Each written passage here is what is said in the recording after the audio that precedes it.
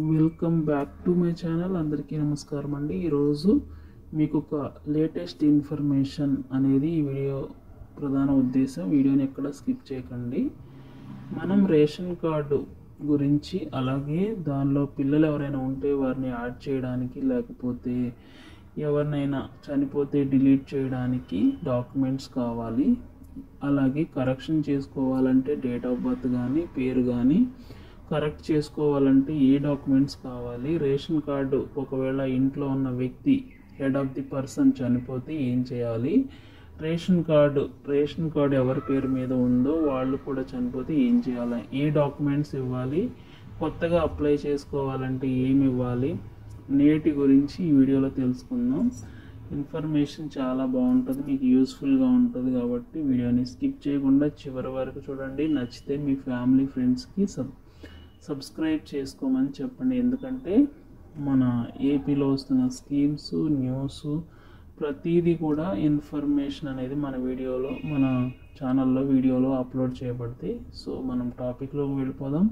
మనకి కొత్త ప్రభుత్వం అధికారంలోకి వచ్చాక చాలా పథకాలు అయితే అమలులోకి జరగాల్సి ఉంది. ఒక్కొక్కటిగా అమలు పరుస్తున్నారు. అయితే వచ్చి 1 మంత్ అయింది, చాలా కార్యక్రమాలు అయితే పూర్తి చేసుకోవడం జరిగింది. కానీ ఏ పథకమైనా సరే అమలు చేయాలంటే దానికి కంపల్సరీగా రేషన్ కార్డ్ అనేది అడుగుతారు.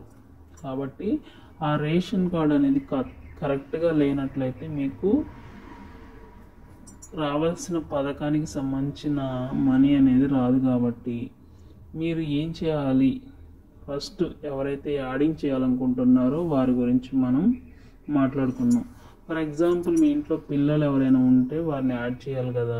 వారికి డేట్ ఆఫ్ బర్త్ సర్టిఫికెట్ ఉంటే కనుక మీరు రెడీగా పెట్టుకోండి.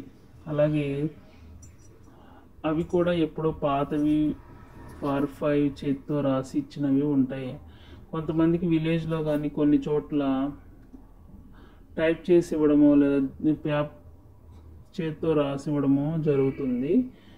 వాటిని మీ సేవ నుంచి కాకపోతే GMC నుంచి కానీ, సచివాలయం నుంచి కానీ తీసుకుని computer date of birth certificate మీ దగ్గర ఉందని మీరు నిర్ధారించుకోండి.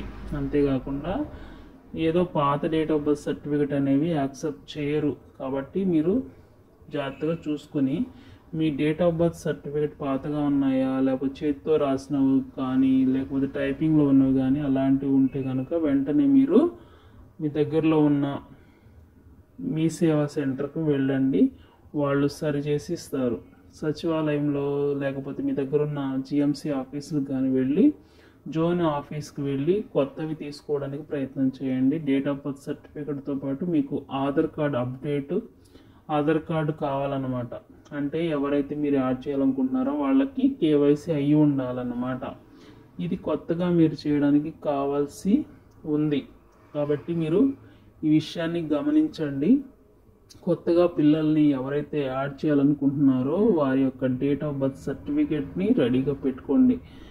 అలాగే ఆధార్ కార్డ్ బయోమెట్రిక్ కూడా అయి ఉందో లేదో చెక్ చేసుకోండి. ఇంకా ఎవరైనా చనిపోయి ఉంటే ఫ్యామిలీలో హెడ్ ఆఫ్ ది పర్సన్ కానీ వాళ్ళని రిమూవ్ చేయాలి కదా రేషన్ కార్డ్ నుంచి. సో వారిని చేయాలి అంటే మనం ఏమేమి సర్టిఫికేట్స్ తీసుకెళ్లాలో చూద్దాము. ఒకవేళ మీ ఇంట్లో ఫ్యామిలీలో ఒక వ్యక్తి ఎవరైనా చనిపోతే వాళ్ళని రేషన్ కార్డ్ నుంచి తొలగించాలంటే వాళ్ళ యొక్క డేట్ ఆఫ్ బర్త్ సర్టిఫికెట్ అనేది కంపల్సరీగా ఉండాలి. వాళ్ళు చనిపోయారని నిర్ధారించిన డెత్ సర్టిఫికెట్ని తీసుకెళ్తే అప్పుడు మీ సేవా కేంద్రానికి కానీ, అక్కడ సచివాలయానికి కానీ వెళ్ళి మీరు అది చూపించినట్లయితే జిరాక్స్ని, ఆధార్ కార్డ్ జిరాక్స్, అలాగే చనిపోయిన డెత్ సర్టిఫికెట్ తీసుకెళ్తే ఆధార్ కార్డుని కూడా తీసుకెళ్ళండి. ఆ 2 చూపిస్తే కనుక వాళ్ళు రిమూవ్ చేయడానికి అవకాశం ఉంటుంది. మీరు వెళ్ళే ముందు నిర్ధారించుకోండి మీరు తీసుకెళ్లే ఇన్ఫర్మేషన్ కరెక్ట్గా ఉందా లేదా అని. సో ఇవన్నీ అప్డేట్ అయ్యి ఉండాలి.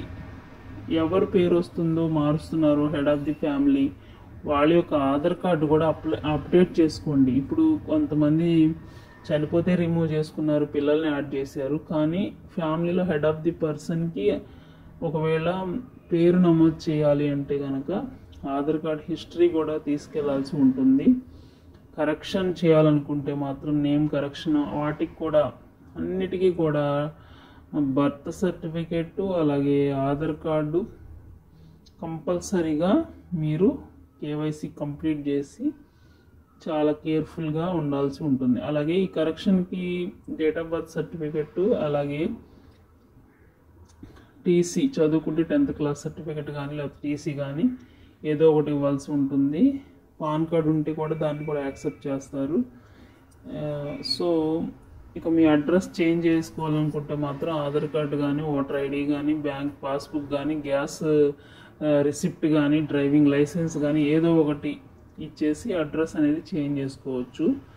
ఏదైనా కూడా మీరు పథకాలు తీసుకోవాలి అంటే మన కూటమి ప్రభుత్వం ఇస్తున్న పథకాలను మీరు తీసుకోవాలంటే ముఖ్యంగా కావాల్సినవి ఆధార్ కార్డు, పాన్ కార్డు, అలాగే డ్రైవింగ్ లైసెన్సు, ఇంకా రేషన్ కార్డు. ఇవన్నీ అన్ని డీటెయిల్స్ కూడా ఒకే రకంగా ఉండాలి. ఒక దాంట్లో ఒక రకంగా ఇంకో దాంట్లో ఇంకో రకంగా ఉంటే వీటిని యాక్సెప్ట్ చేయరు. కాబట్టి మీ ప్రతి డీటెయిల్స్ని ఆధార్ కార్డు కానీ ఓటర్ ఐడి కానీ రేషన్ కార్డు కానీ ఇవన్నీ కూడా మీకు క్లియర్ అండ్ కట్గా ఉన్నాయా లేదా అనేది చూసుకోండి. అలాగే కొత్తగా పెళ్ళైన వారికి కూడా రేషన్ కార్డు కావాలనుకుంటే మాత్రం దాన్ని అప్లై చేసుకోండి సర్వర్ ఓపెన్ అయినప్పుడు. సో ఒకవేళ కొత్తగా మ్యారేజ్ అయిన వాళ్ళు రేషన్ కార్డుకి అప్లై చేయాలంటే మీ మ్యారేజ్ సర్టిఫికెట్ అయితే తప్పనిసరిగా వాళ్ళకి ఇవ్వాల్సి ఉంటుంది.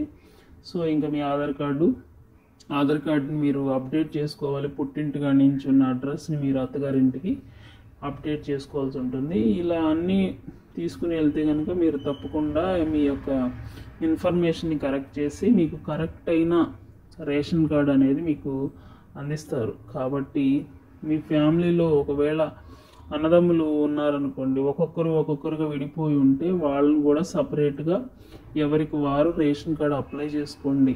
కొత్తగా ఇళ్ళు అప్లై చేసుకోవాల్సి వచ్చిన, స్థలాలు అప్లై చేసుకోవాల్సి వచ్చిన, అలాగే పథకాలకు అప్లై చేసుకోవాల్సి వచ్చిన, ఇంటికి ఒక పథకం వర్తిస్తుంది. కాబట్టి ప్రతి ఒక్కరూ సపరేట్గా ప్రతి దానికి రేషన్ కార్డు అనేది కంపల్సరీగా అడుగుతారు. Aadhaar card, ration card, voter ID ఇవన్నీ కూడా మీ దగ్గర పెట్టుకోండి. ఇవన్నీ కూడా మీరు మీ సేవా కేంద్రానికి వెళ్ళి అడిగితే, సచివాలయ కేంద్రానికి వెళ్ళి అడిగినా కూడా మీకు ప్రతిదీ హెల్ప్ చేస్తారు.